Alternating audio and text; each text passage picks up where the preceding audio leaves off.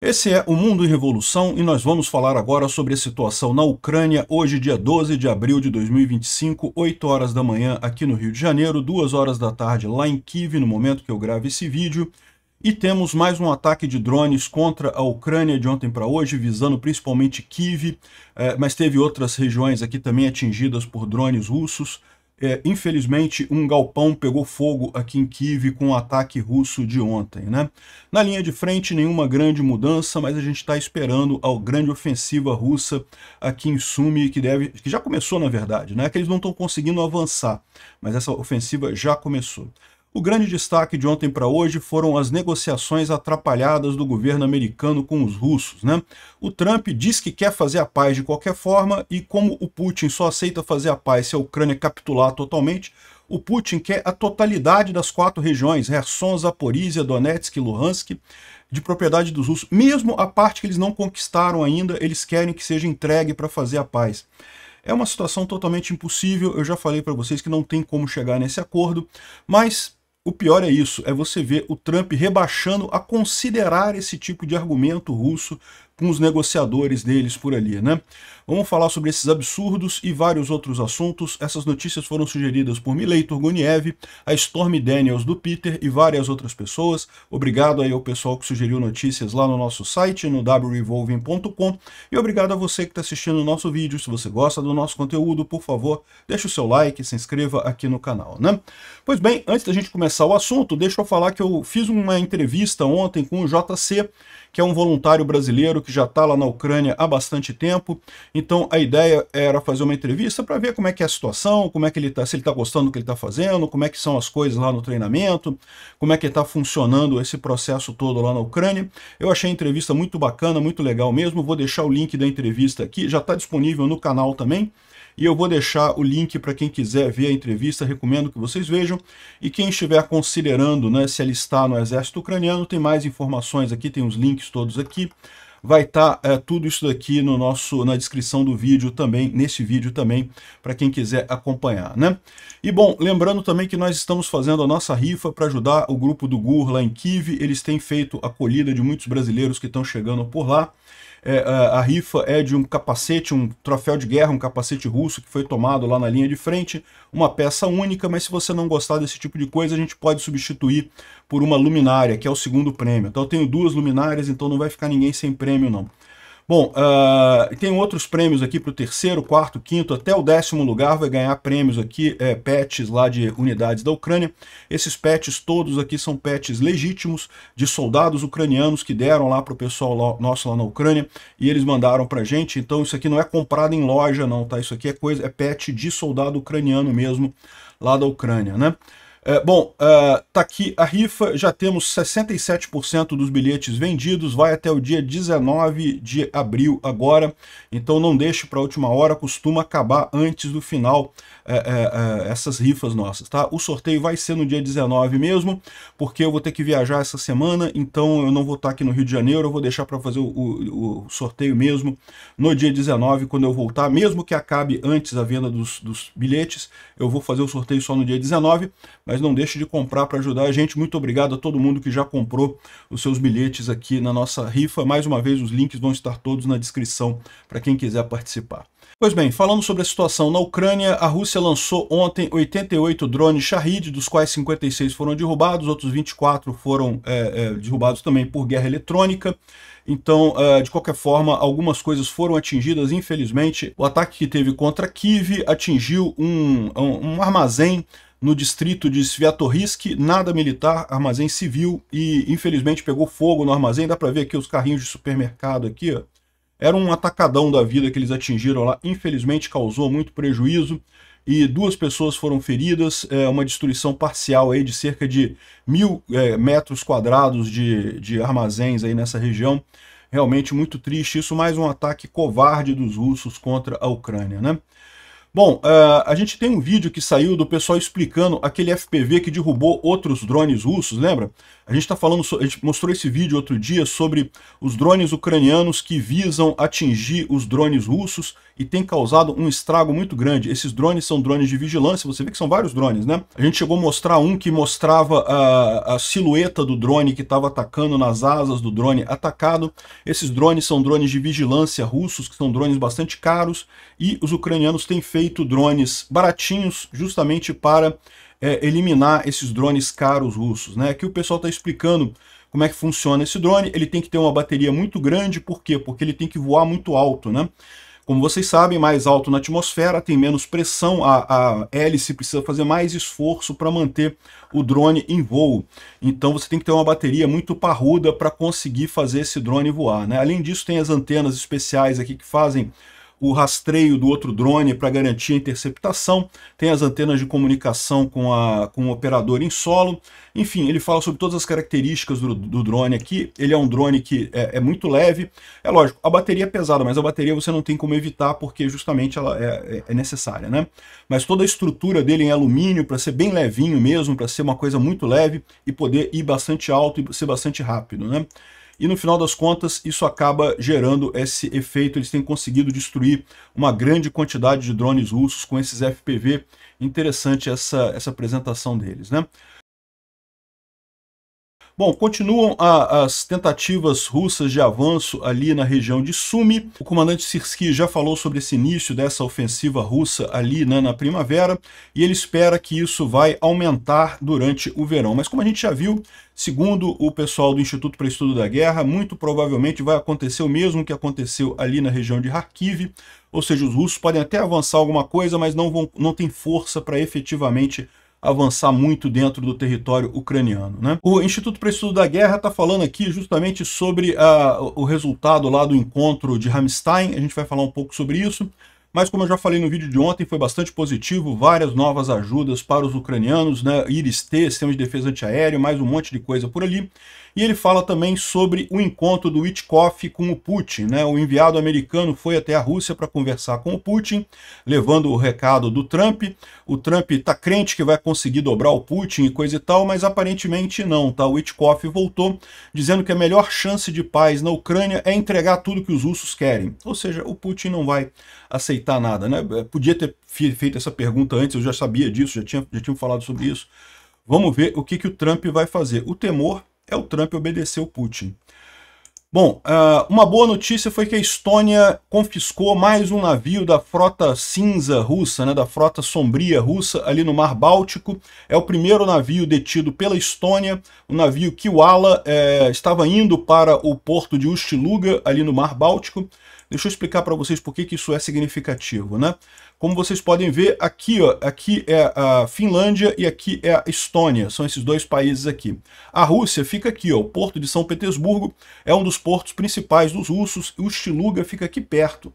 Ust-Luga é algum lugar por aqui, acho que é aqui, ó, nessa região aqui, ó. Acho que é isso daqui que é o porto de Ust-Luga, aqui, é isso aqui mesmo, que é Ust-Luga. Essa região aqui, que é o porto de Ust-Luga, é um dos portos principais dos russos aqui nessa região, e você pode ver que os russos precisam passar por essas águas territoriais aqui, que são reivindicadas tanto pela Estônia quanto pela Finlândia para chegar no porto aqui. Então, o fato da Estônia ter tomado esse navio russo mostra não apenas que é uma coisa positiva, porque é menos um navio para a Rússia, mas que pode ser uma nova abordagem agora da Europa de confiscar esses navios da frota cinzenta russa, pelo motivo simples do ambientalismo, né? São navios que estão sem a manutenção, sem seguro, sem nada, então não podem navegar em águas europeias. Se não podem navegar em águas europeias, não conseguem chegar na Rússia, e se não conseguem chegar na Rússia, a Rússia não tem como exportar o petróleo, a não ser lá do outro lado do mundo, lá no Pacífico, né? Bom, então, excelente notícia isso. Parece que a tripulação era toda russa, mas tinha um capitão que era chinês. Estão todos presos na Estônia e o navio foi confiscado pelo governo estoniano, né? Excelente notícia. Bom, a gente teve uma boa notícia ontem, que foi a liberação da Ksenia Karelina. A gente já falou sobre isso, né? O Trump fez uma troca de prisioneiros com o Putin. Mais uma vez, uma troca de prisioneiros em que os Estados Unidos entregaram um criminoso perigoso. a Rússia liberou um turista russo, no caso aqui uma moça que tinha dupla nacionalidade, era russa e americana, e mandou uma doação para uma caridade na Ucrânia, e daí o governo russo prendeu ela por traição. Ou seja, uma pessoa que não é criminosa, que não tem nada demais, mas foi presa pelo governo russo. De novo, eu entendo, é positivo, é lógico, ela está revendo a família, está muito aliviada, né? A chance de você sobreviver numa cadeia russa é pequena, então uma coisa muito positiva isso, ela agradeceu muito ao Trump, coisa e tal, mas continuando vendo isso pelo grande painel, né, pela grande visão da coisa, é uma troca ruim para os Estados Unidos. Mais uma vez, os Estados Unidos tem que se abaixar para conseguir convencer o Putin a entregar alguma coisa. Muito triste isso daqui, né? O pessoal está botando um meme aqui que explica muito bem essa situação. E nesse caso é uma situação ruim, mas como eu disse, aquele negócio, né? Troca de prisioneiros, ok. Infelizmente, sabe o que vai acontecer agora? Os russos vão prender algum outro americano só para ficar com moeda de troca. Eles sempre fazem isso. Eles prendem um outro americano aleatório. Ainda tem americano que vai para a Rússia por algum motivo. Vão prender aleatoriamente para ter moeda de troca para a próxima troca de prisioneiros, né? Bom, mas se for só nisso daqui, é ruim, mas não é tão ruim quanto o encontro do Witkoff com o Putin, né? O Witkoff era o enviado do Putin para Israel, mas a questão é que o Putin não aceitou o Kellogg, que era o indicado do Trump para a negociação da Rússia com a Ucrânia, exigiu o Witkoff é totalmente russete, aliás, o Witkoff é russo, ele é de nascença russo, e daí ele teve lá para conversar com o Putin e coisa e tal, e, segundo ele está dizendo, ele disse ao Trump que a maneira mais rápida de chegar num acordo é dar à Rússia o controle sobre Luhansk, Donetsk, Zaporizhia e Kherson. Ou seja, agora o Trump vai querer forçar a Ucrânia a se submeter a esse acordo, que é um acordo impossível. Eu espero que o Trump perceba o que o Putin está fazendo, porque mais do que ser uma humilhação para a Ucrânia, isso aqui indica que o Putin não quer a paz. Ele não tem interesse nenhum em acabar com essa guerra. Então o Trump, mesmo que aceite essa condição e tente impor isso à Ucrânia, ele não vai conseguir, a Ucrânia não vai aceitar. Mas mesmo que ele tente isso, ele tem que ter em mente que se ele conseguir isso, a Rússia vai arrumar outro motivo. O Putin não quer acordo de paz. Por quê? Porque ele sabe que se desmobilizar as forças militares russas agora, por mais que tenha sido uma vitória diplomática e coisa e tal, ele se ferra completamente. A economia russa está totalmente quebrada. A única saída dele é continuar com essa guerra por tempo indefinido agora, né? Tá aqui a Rússia negociando a paz na Ucrânia com os americanos, é como tirar doce de uma criança, né? O Putin pede qualquer coisa, o Witkoff ama o Putin de paixão, né? E no final das contas não tem ninguém para negociar com o Putin nessa história. O Trump se acha um grande negociador, a arte da negociação, né? Ir para frente e para trás aleatoriamente com tarifas, segundo dizem algumas russetes, algumas trumpetes, a arte da negociação e coisa e tal, né? No final das contas, o Trump está sendo feito de otário pelo Putin. Vamos ver se ele vai perceber isso, ou se vai continuar baixando a cabeça para o Putin e tentando a paz, né? Veja, todo mundo quer a paz, ninguém quer guerra. A questão é entender que essas negociações de paz são uma armadilha. A Ucrânia, por exemplo, já está quase um mês sem atingir nenhum alvo importante na Rússia, sem atingir refinaria, sem atingir infraestrutura, respeitando o cessar-fogo que o Trump pediu. E a Rússia continua atacando a Ucrânia do mesmo jeito, continua destruindo gente, matando gente, um absurdo isso. Ou seja, tem que liberar esse negócio, tem que acabar. A única maneira de resolver a questão da Rússia é com a vitória sobre a Rússia. O que o Trump tem que fazer para acabar com essa guerra rápido é entregar tudo que a Ucrânia precisa em termos de armamento, e aí essa guerra acaba rápido, né? Outra coisa que foi vazada aqui, o Kellogg tentando ganhar de volta a condição de negociador com a Rússia, né? Porque o Kellogg meio que se ferrou nessa história. Ele foi para a Ucrânia, ele fez algumas declarações para a Ucrânia, o Putin falou, não, esse cara eu não quero. O cara falou alguma coisa para a Ucrânia, eu não quero outro. Por que ele pode se dar o luxo de escolher o negociador com ele? Porque o Trump é um bunda. O Trump quer essa paz a qualquer custo, de qualquer jeito, então ele dá esse poder ao Putin de escolher o negociador. O problema é que não adianta, porque o negociador que ele escolhe não vai ser atendido pela Ucrânia, não tem como chegar nesse nível, né? Não tem como você acertar um negociador que seja aceito pelas duas partes no final das contas. Aí o Kellogg agora me veio com uma de dizer que, não, vamos fazer esse acordo aqui, olha a divisão, vamos dividir a Ucrânia como Berlim, como a Alemanha depois da Segunda Grande Guerra. Que logo você percebe o quão absurdo é isso que você está falando? Porque a Alemanha foi dividida, porque a Alemanha era o vilão da Segunda Grande Guerra. Foi o país que iniciou a Segunda Grande Guerra, que começou. Você tem que dividir a Rússia desse jeito. A Rússia merece ser dividida depois da guerra, né? E daí a proposta do Kellogg, essa daqui, é dar tudo para a Rússia, que a Rússia invadiu ilegalmente, e ainda botar tropas europeias só do lado de cá do Dnipro. Esse lado de cá ficaria só com tropas ucranianas, o que é mais ou menos a demilitarização que o Putin quer, para ele poder invadir essa área toda aqui com muita facilidade depois. E ainda teria uma zona demilitarizada aqui para separar aqui essa região e coisa e tal. O que a gente sabe é essa zona demilitarizada foi estabelecida também na época que os russos controlavam aqui Donetsk e Luhansk apenas. E o que resolveu disso? Nada. Os russos continuavam atacando a Ucrânia através dessa zona demilitarizada e culpando os ucranianos. Não foram os ucranianos que atacaram, não foram os ucranianos que atacaram. É a mesma coisa que eles fazem sempre. Não tem alternativa que não seja derrotar a Rússia nessa guerra, né? Infelizmente. Ou seja, essa proposta aqui do Kellogg é tão absurda que o que eu creio que ele está fazendo isso é justamente para melar a tentativa do Witkoff, tá? Eu suspeito que seja isso. Porque não tem outra alternativa. Isso aqui, não tem como isso aqui passar. A Ucrânia jamais aceitaria isso, a Europa jamais aceitaria isso, né? Então, se o Kellogg está colocando esse tipo de coisa aqui, é porque ele está querendo voltar a ter favor do Trump, ou então porque ele quer expor o Witkoff de forma que ele não possa apresentar o mesmo plano que é possível que tenha sido o plano do Witkoff negociado com a Rússia, esse tipo de coisa, né? Um absurdo isso daqui, não tem nenhuma lógica esse tipo de acordo de paz, não vai acontecer. O Trump está dizendo aqui, não, a Ucrânia e a Rússia têm que fazer um acordo. Eu posso reduzir tropas americanas na Europa, a menos que eles nos reembolsem. Eu não acho que eles vão aumentar as tarifas na China mais. O Xi é meu amigo. O Trump está perdido nessa história da tarifa. Ele viu que ele entrou numa roubada com isso, né? Tá havendo aí uma mega venda de títulos americanos, porque se os Estados Unidos não vai ser mais o grande emissor de moeda global, o título americano perde esse valor, né? E isso está afetando diretamente, está subindo o valor da taxa de juros para títulos da dívida americana. Ou seja, o que o Trump queria, que era conseguir pagar a dívida americana mais rápido, ele conseguiu o efeito contrário com essas tarifas. Os juros da dívida americana está subindo no mercado, né? Então o cara está aqui perdido. E aí, esse é o meu temor. Por quê? Porque o Trump, a Rússia não retrocede. Eles vão tentar emplacar na Ucrânia. Vão tentar fazer com que a Ucrânia aceite isso. A Ucrânia não vai aceitar esse tipo de coisa, né? Então, no final das contas, o Trump fez papel de pateta, não conseguiu paz nenhuma, aliás, nem em Israel, nem na Ucrânia, nem em lugar nenhum, e ficou só com a pinta de bundão mesmo nessa história, né? Não tem jeito. Eu acho uma coisa positiva um presidente pacífico, um presidente que não inicie guerras, né? Isso foi um grande mérito do Trump no primeiro governo dele, ele não iniciou nenhuma guerra americana. Mas, uma vez que a guerra está iniciada, usar esse tipo de negociação de vamos ceder, vamos ceder, vamos ceder, vamos ceder para chegar na paz, é errado. Você está valorizando quem agride, você está valorizando o lado agressor, você está comprando mais guerras no futuro, né? Ou seja, essa posição do Trump é totalmente inaceitável.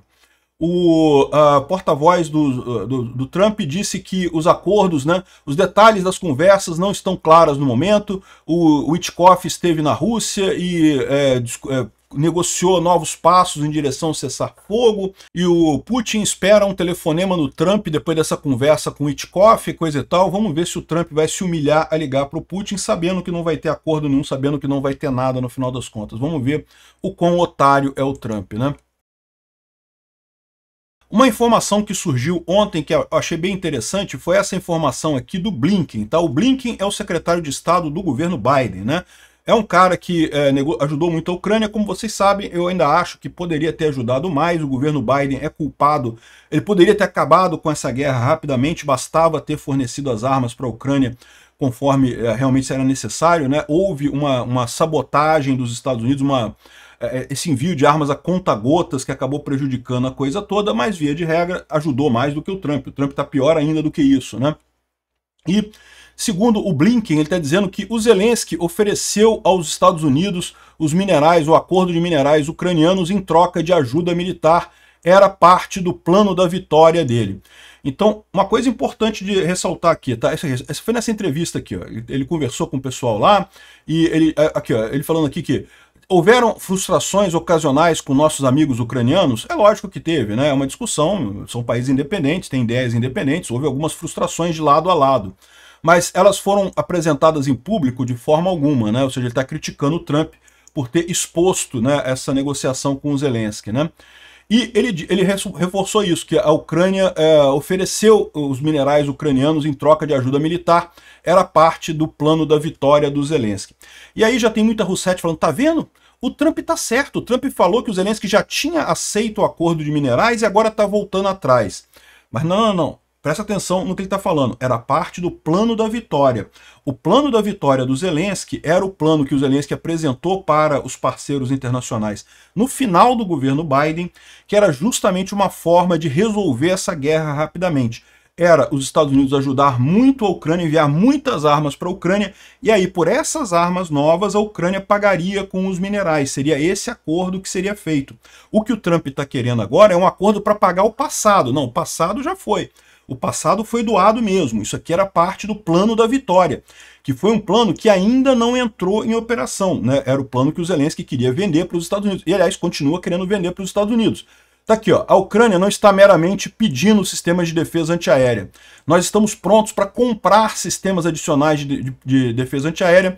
Nós discutimos isso com o presidente Trump. Ou seja, provavelmente o que o Zelensky está fazendo é a mesma coisa, está apresentando o plano da vitória para o Trump. Ele espera que o Trump já tenha percebido a essa altura que o Putin não quer a paz, que esse negócio de negociação de paz não vai a lugar nenhum. A melhor maneira é uma vitória decisiva da Ucrânia. A delegação ucraniana chegou nos Estados Unidos para mais um round de negociações sobre o acordo de minerais. Ou seja, esse é o plano da vitória. O Zelensky aceita negociar um acordo de minerais? É lógico que aceita. A Ucrânia precisa de armas para conseguir acabar com os russos de uma vez por todas. E tem investimento americano na Ucrânia não é uma coisa ruim, é uma coisa positiva. Então não tem problema nenhum o Zelensky tem interesse nesse acordo de minerais, isso faz parte do plano da vitória. Agora, é o plano da vitória. Não é o plano de entregar tudo para o Trump e acabar e entregar os territórios ucranianos para a Rússia, isso não. O plano da vitória é esse. Quer o acordo de minerais, Trump? Beleza, a gente assina, só que você vai mandar um monte de arma para a Ucrânia e não vai ter mais negociação de paz nenhuma, a gente vai usar essas armas para expulsar os russos do território ucraniano. Esse é o plano da vitória do Zelensky e eu espero que ele consiga isso. Vamos ver, quem sabe o Trump já se confirmou, já percebeu que esse negócio de negociar com o Putin é inútil, né? Bom, e o Andrzej Duda, que é o presidente da Polônia, está dizendo que, olha só, no final das contas, o presidente Trump ainda é a melhor chance que a Ucrânia tem de ter paz, né? Ou seja, o Duda e o Boris Johnson são duas pessoas que veem da mesma forma que existe a possibilidade do Trump, no final das contas, ser positivo para essa guerra. Eu estou cético, tá? A essa altura, eu confesso para vocês que eu já acreditei que o Trump poderia ser bom para a guerra na Ucrânia. A essa altura eu não acredito mais. A única coisa que eu espero é que ele atrapalhe pouco. Ajudar ele não vai ajudar.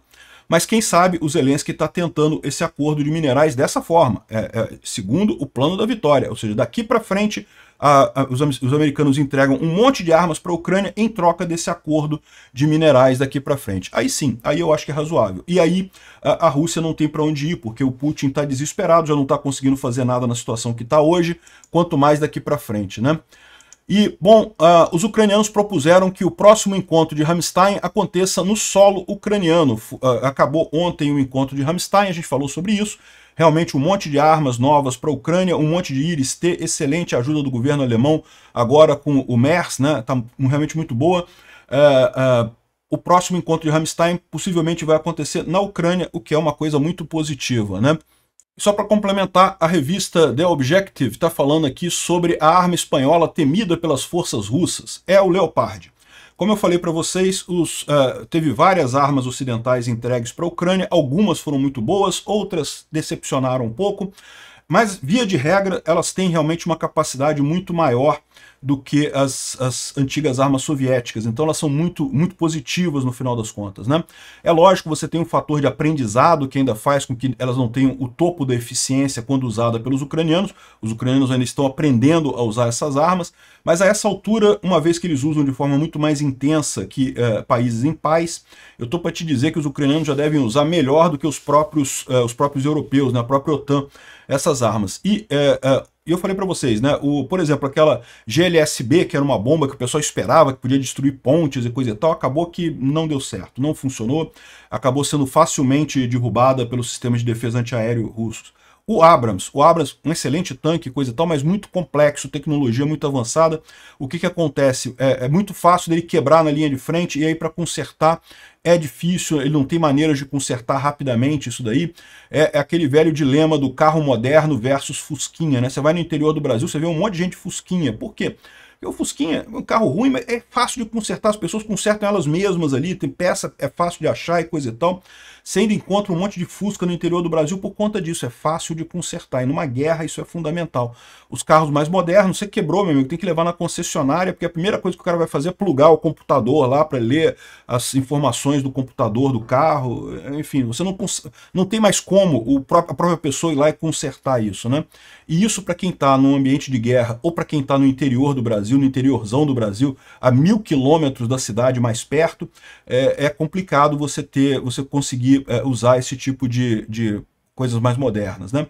Então, o Abrams não teve muita vantagem, não. Agora, o Leopard foi muito bom. E outra coisa muito engraçada, eles falam aqui do Leopard espanhol, que é um dos tipos de Leopard que foi para lá, tem vários tipos que foram, né? E, curiosamente, você repara essa coisa, né? Aqui, ó. O Abrams não teve muito sucesso, o Challenger britânico também não teve muito sucesso. O Bradley foi bom. O Bradley o pessoal ucraniano gostou. E o Leopard também. O Leopard, via de regra, é muito bom. Mas o Leopard 1 é mais fácil de consertar que o Leopard 2. Eles acabam usando mais por conta disso. Porém, ele tem a blindagem muito fraca. Então ele não consegue atender a necessidade de ser realmente um tanque, né? O tanque é a ponta de lança. Tem que ir lá na frente e encarar o inimigo de frente, né? O Leopard 2 consegue fazer isso. O 1 não consegue. Enfim, é interessante ver essas coisas todas, porque isso é um problema para países que não estão em guerra há muito tempo. Você começa a perder o contato com o que realmente ajuda, o que não ajuda na linha de frente. E a complexidade desses tanques é uma coisa ruim no final das contas. Você ter tanques mais simples, blindados mais simples, acaba sendo positivo no final das contas. Obrigado por assistir o vídeo até o final. Se gostou do conteúdo, não esqueça de deixar o seu like, isso ajuda o canal a crescer e a chegar para mais gente. Se não gostou, deixe o dislike e explique nos comentários como podemos melhorar. Comente também sugestões de temas que podemos trazer por aqui. Comentários insultuosos ou defendendo ditaduras e criminosos de guerra serão sumariamente bloqueados. Agradeço a compreensão. Se ainda não é inscrito no canal, considere se inscrever clicando no botão inscrever-se abaixo e marcando a campainha para todos os avisos. Se quiser ajudar o canal, veja no nosso site como você pode fazer isso.